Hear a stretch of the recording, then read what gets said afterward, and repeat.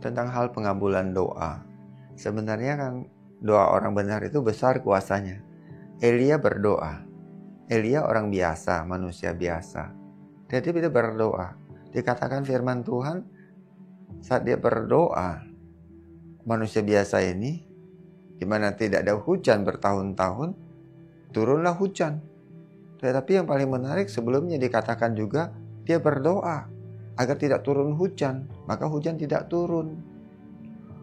Sebenarnya kan di dalam kisah sesungguhnya Elia tidak dituliskan bahwa dia berdoa untuk hujan tidak turun. Dan dia hanya berkata sebenarnya agar hujan tidak turun. Dia berkata, nanti dicek lagi kepada Raja Ahaz, kepada Raja Ahab maksud saya, agar hujan tidak turun, bahwa hujan tidak akan turun. Maka hujan tidak turun. Dan setelah itu dia berdoa setelah sekian tahun ke depan, setelah peristiwa di Gunung Karmel. Dan di situ akhirnya datang segumpal awan sebesar telapak tangan, dan dia tahu bahwa doanya sudah dijawab. Dan hujan lebat turun seketika tidak lama setelah itu. Nah, dan di dalam hal doa, berapa banyak anak-anak Tuhan berdoa, doanya tidak dijawab. Sebenarnya doa itu, kalau itu adalah kehendak Tuhan, itu pasti dijawab. Karena Tuhan sendiri yang menginginkan kita meminta, dalam pengertian menyatakan apa yang menjadi kehendaknya Dia. Gitu loh. Saya tadi pakai kata meminta atau menyatakan kehendak Dia terjadi. Misalnya ambil contoh, saudara punya anak di rumah yang masih umur 5 tahun. Nah, saudara punya makanan kesukaannya, semuanya ada di dalam kulkas. Tentu dia tidak bisa ambil, tetapi makanan kesukaannya tidak boleh diberikan semuanya. Misalnya satu hari cuma boleh 1. Kita ambil kata permen coklat gitu loh. Karena itu tidak baik kalau dihabiskan sekaligus atau tiap hari 1 bungkus. Satu hari cuma boleh 1. Ya, sebenarnya kan tiap hari juga dia akan dapat jatah 1. Tapi dia merengek, minta sebungkus.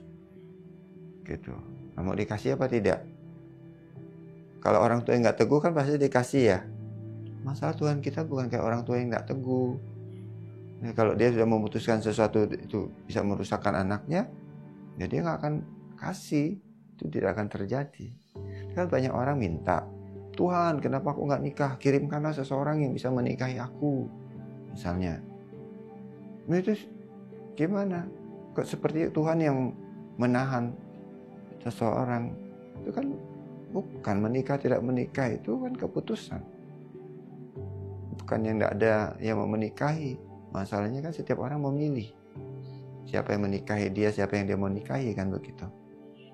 Tapi banyak orang meminta, atau dia nggak bergaul, dia ngumpet aja di kamar terus minta seorang pria mendatangi dia, ya nggak bakalan.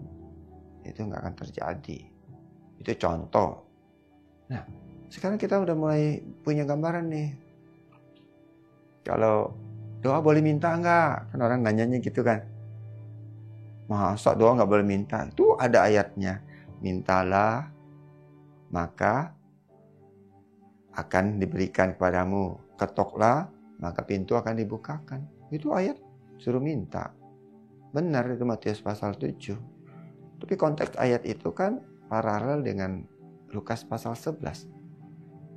Di mana di Lukas pasal 11 spesifik berbicara tentang pemberian Roh Kudus saat kita meminta.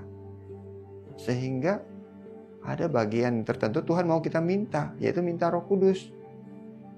Gitu. Dan pasti dikasih. Diumpamakan seperti seorang bapak terhadap anaknya yang kalau anaknya minta roti ya pasti dikasih. Nggak mungkin dikasih batu. Bapak itu tidak jahat. Minta ikan, terus kasih ular. Ya.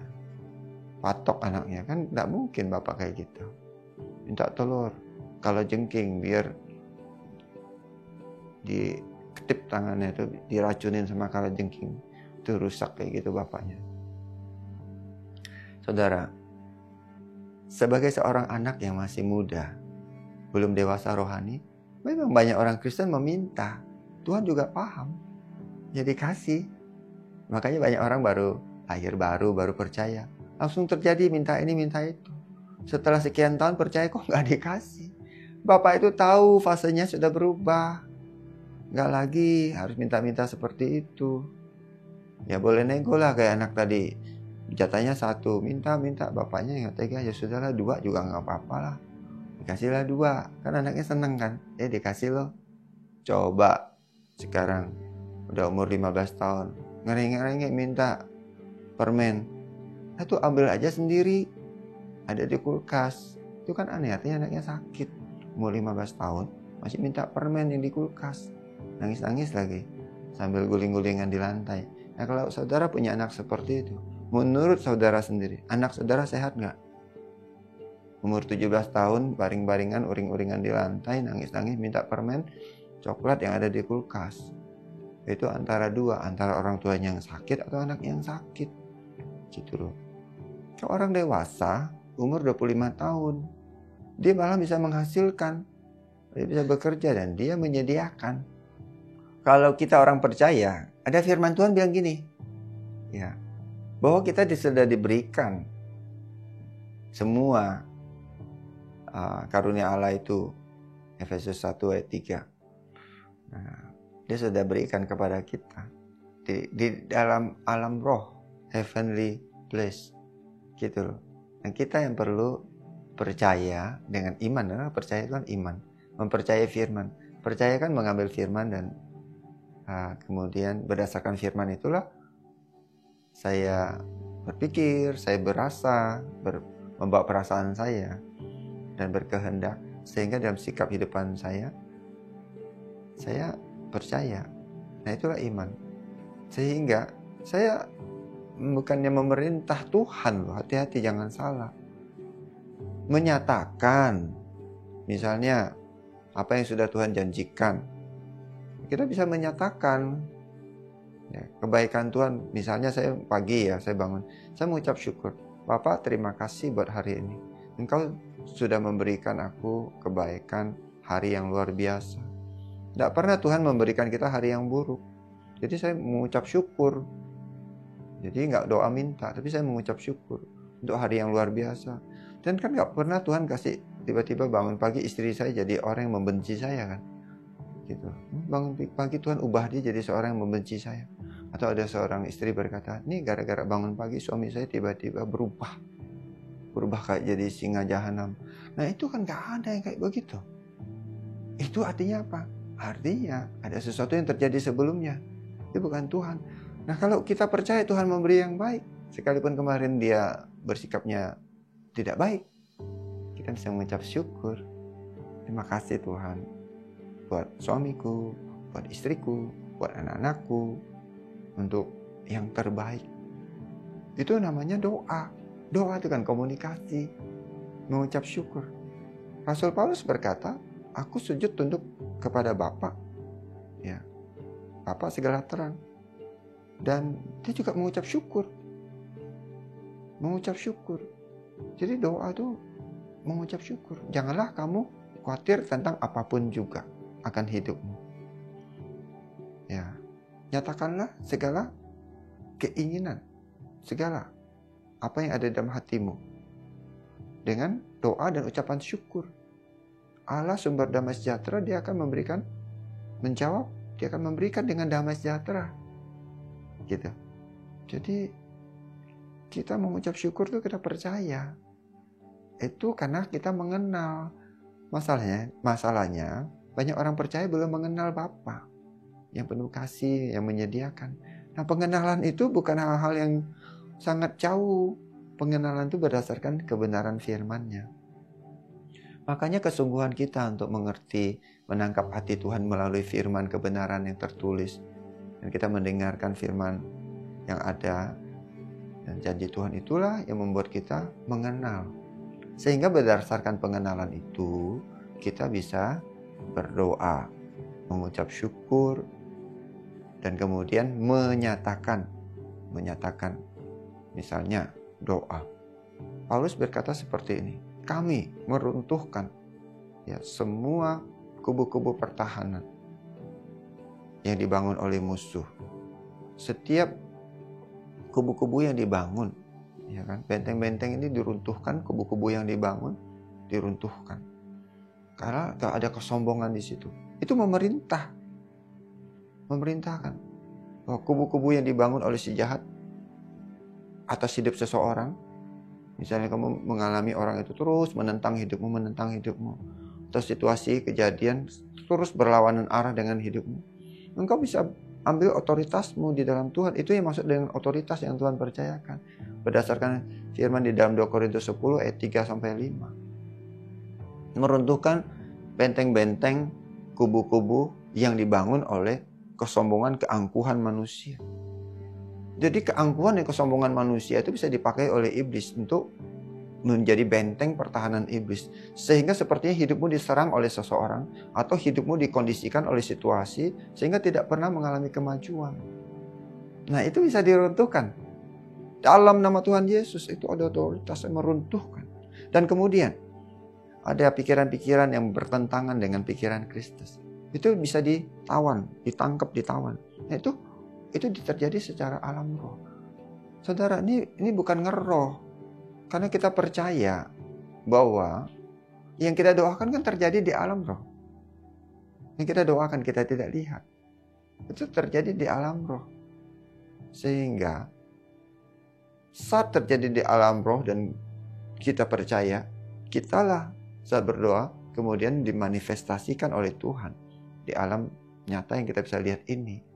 Alam yang kita bisa lihat maksudnya. Gitu. Jadi ini menarik kalau kita bicara tentang doa. Jadi saya ulangi. Sekarang saya simpulkan. Boleh nggak doa meminta? Tergantung kedewasaan saudara. Tergantung pengenalan saudara. Gitu. Ini bukan dosa. Tapi kalau pengenalan saudara masih seperti anak-anak, karena saudara belum mengenal, saudara belum tahu bahwa itu sudah tersedia, ya saudara pasti minta kan, seperti anak tadi itu, atau minta untuk dibelikan ini, belikan itu.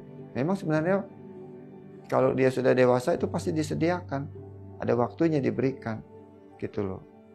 Ya, tapi dia cuma perlu ingatkan aja misalnya, oh ya papa, kapan lu janji kalau naik kelas dari SMP ke SMA misalnya, dapat apa? Dapat komputer untuk sekolah.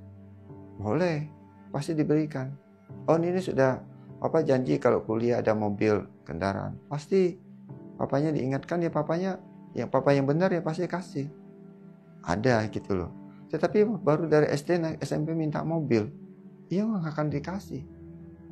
Gitu loh. Nah karena kalau kita doa, bukannya Tuhan nggak jawab. Nah, tapi ini terakhir nih, karena pembahasannya bisa panjang. Bagaimana kalau doa nih sakit kok nggak sembuh gitu loh. Kan Tuhan mau semua orang sembuh. Gimana dong? Nah ini kadang kita juga perlu pengenalan yang lebih mendalam. Seseorang sakit itu bukan datang dari Tuhan. Datang dari banyak hal. Nah, tetapi kok Tuhan nggak sembuhkan dia? Karena ada konsekuensi dari hidup seseorang. Yang sebenarnya bukan Tuhan tidak mau sembuhkan, konsekuensi itu ya, memang harus terjadi dalam kehidupannya dia. Nah ini persoalan yang kadang seseorang itu terlalu banyak buka celah dalam kehidupan dia, ada penyakit tertentu sehingga sudah balik ke titik tertentu tidak bisa lagi untuk kembali.